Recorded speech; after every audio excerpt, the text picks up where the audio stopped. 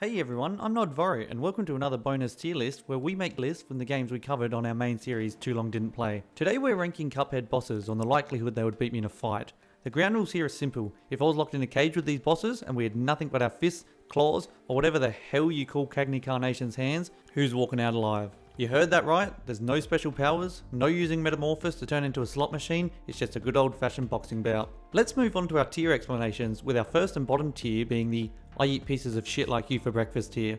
You eat pieces of shit for breakfast? Named after the great shooter McGavin who eats pieces of shit for breakfast, and if you land in this tier, I'm knocking you out in round 1. Our second tier is called the Now You're All in Big Trouble tier. And I don't know why they're Adam Sandler theme so far, but if the bosses fall into this tier, they land a few juices on me, but I still comfortably win the fight after ramping up the gears. For our third tier, that one's going to be called The Thing Around Your Neck, and the reasoning behind that is, the fight is a tie. If you land in this tier, it's a good fight, but unfortunately everyone's going to leave unsatisfied as the final decision is a draw. You cannot be serious!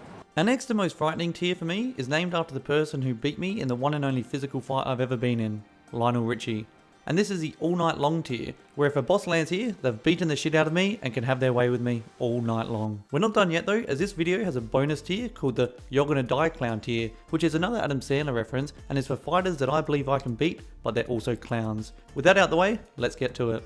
Beppi the Clown. First off the ranks we have Beppi the Clown. The Inkwell Isle 2 clown coming in at 6'2" and 120 pounds, I don't really think he'd have much of a chance. Firstly, most of his attacks in the game are based on cheap parlour tricks, like homing dog balloons and driving around a dodgem car.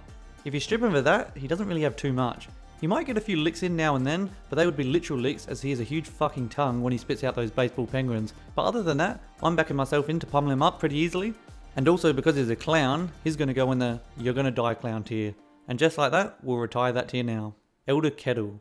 I can hear you typing now. Elder Kettle isn't a boss, and if you truly believe that, let me tell you one thing. You're right. I lied in the title and you shouldn't trust a YouTuber you don't know.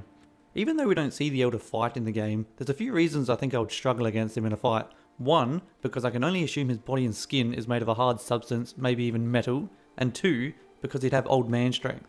While I would back myself in with agility, I feel like he'd have some mad endurance and some serious strength from his wise old age. I definitely think with his sheer stature and lack of fear, he'd control the first few rounds, but would tire over time. Even though I'd punch him, I feel like he'd keep coming back at me like Michael Myers, and I wouldn't be able to secure a knockout, and from there, it'd be a draw. For that, Elder Kettle is going in the Thing Around Your Neck tier. Rumour Honeybottoms. Not the beast! Not the beast! This is the fight I've been waiting for. If you haven't seen my Too Long Didn't Play video where I recap Cuphead and rank all the bosses, you know this absolute B-arch, did that sound like bitch?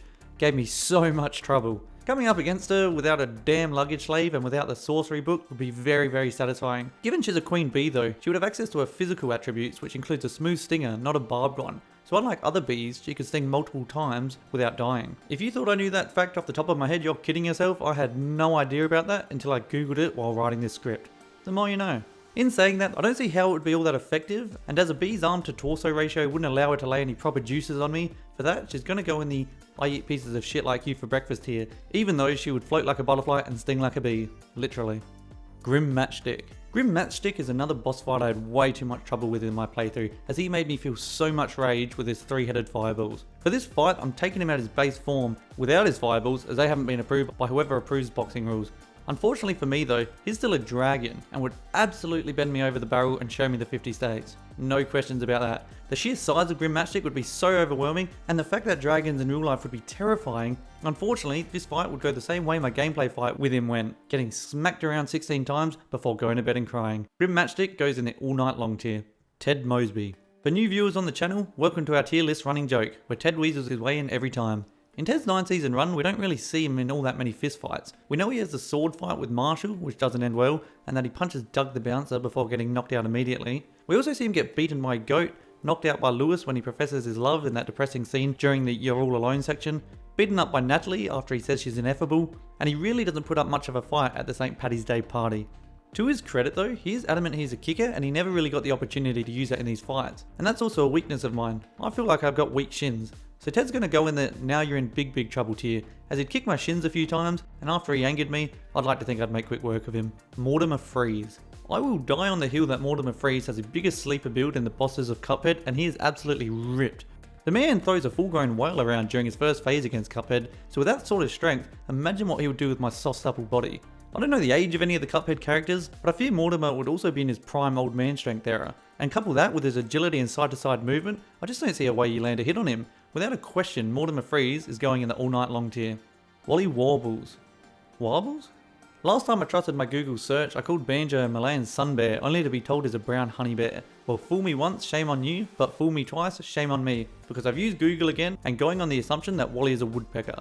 In my day-to-day life, I don't have much against birds other than the vicious Australian magpie, but other than that, we usually live harmoniously. Given my only experience with a woodpecker to this point is this,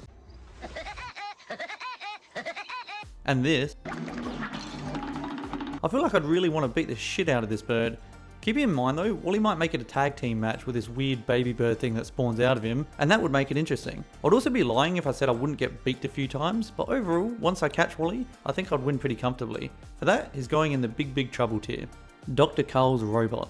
You put me up against a huge iron giant looking robot, I'm getting absolutely smoked, no doubt. But because we're used to inconsistent rules on the channel, let's say because he's a robot, I get to bring in my own robot.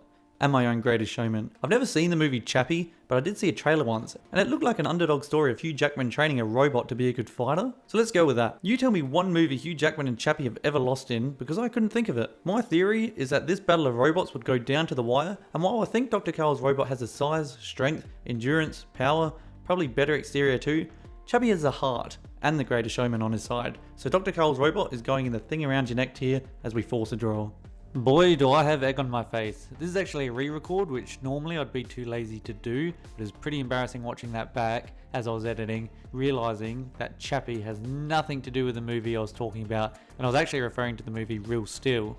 What are the odds that Hugh Jackman has two B-grade movies that seem similar in premise if you've only seen the trailers? Anyway, if you watch it back, just replace every time I say the word Chappie with atom, and I think it still makes sense. Back to the video. Hugh Jackman. No, just kidding. The devil. There is no way anyone's beating the devil in a fight. He's the type of guy who would use all the illegal tricks in the book to do what has to be done. If life was a movie, you'd lose to him in the first 5 rounds before finding a way to combat his tricks and deceit before eventually knocking him out because good beats evil. Unfortunately, life isn't a movie though, and if I'm being realistic, the King of Hell would probably scare me, so he'd probably take my soul with his goat hand and also have his way with me all night long. He's going in that tier. The Howling Aces, specifically the Rip Dog at the start. The Rip Dog in the first phase of the Howling Aces boss fight looks absolutely jacked up on trend and like one of those bred for killing guard dogs. Absolutely staunch, this guy probably benches 3 plates in the gym and snorts protein and creatine for breakfast. I feel like he'd be able to absorb my punches I throw at him, and my weak wrist would probably be sore even if I did land a hit on his hard dog skull, and then he'd just go in for the kill and maul me to death. That one specific Rip Dog in this fight is going on the all night long tier. The joke's on him though, because if I got my hands on his puppies it'd be a different story. And that's our list. Before I talk about beating up a bunch of puppies and losing the respect from all of you, let's have a look at our final results, where I think it's safe to say, I'm not a very good fighter, and in most situations, I'd probably have the shit kicked out of me. If you've made it this far into the video, please check out my Too Long Didn't Play Not So Serious recaps on the channel, as a lot of effort goes into them, and I like to think they're somewhat enjoyable. Let me know in the comments any ideas for tier lists or game recaps, or any other videos you'd like to see me cover on the channel. I hope you enjoyed this one, and please make sure to subscribe, as our next video will be ranking video game characters' tastiness according to Pennywise the Clown. More exciting news to the channel, I'm currently starting an Outer Worlds 2 Not So Serious recap. I promised myself I wouldn't go as big as Fallout 3 again, but here we are. Until then though, I've been Nodvoro, this has been an eye-opening video, and you've been great.